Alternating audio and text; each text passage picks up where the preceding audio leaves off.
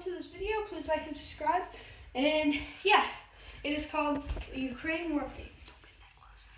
Alright, now, before we start, you see this channel right here? Yeah, that channel. You better go hit that red button. You better. You know what's good. That's enough of that. Back to Ukraine. Alright, so this is Ukraine.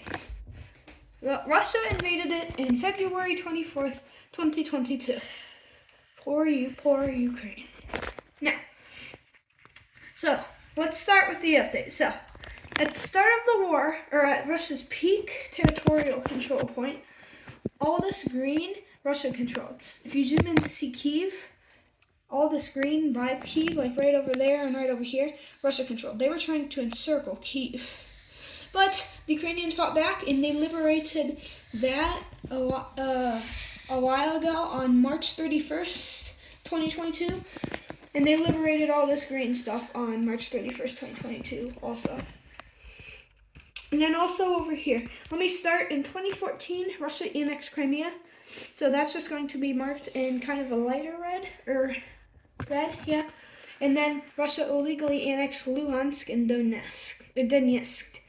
So, let's start now. So, at its peak control in eastern Ukraine, Russia controlled this green, and all of this red-purple stuff. So, Ukraine actually launched a successful counterattack last fall of 2022, and they liberated all of this green. This used to be under Russian control. They liberated it on October 11th, 2022.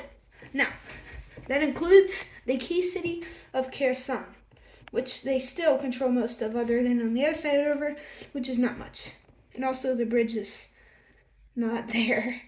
But, yeah. And then also, up here, I don't think it was a counterattack, but they liberated it in late March of, it was just recently in late March of 2023. But, yeah, and they're still fighting for their territory in these red areas. Yeah, but the thing we've been hearing about on the news the most is this city right here, Bakhmut. Now, recently, at 5:32 last night, an update recorded that the Russians had taken most of the city. They had advanced a little. But that is equal to Ukraine's advance right here. It was liberated just last night on this river, or actually this entire blue area was liberated from the Russians. So Ukrainians got all this, but the Russians kind of advanced there. Also, the Wagner group is also in the Bakhmut area. Then, down here, there's heavy fighting. The Ukrainians liberated that on June 23rd, 2022. Liberated that in just 2022. They do not know which date. They liberated, this area close to Novosgorodpitil.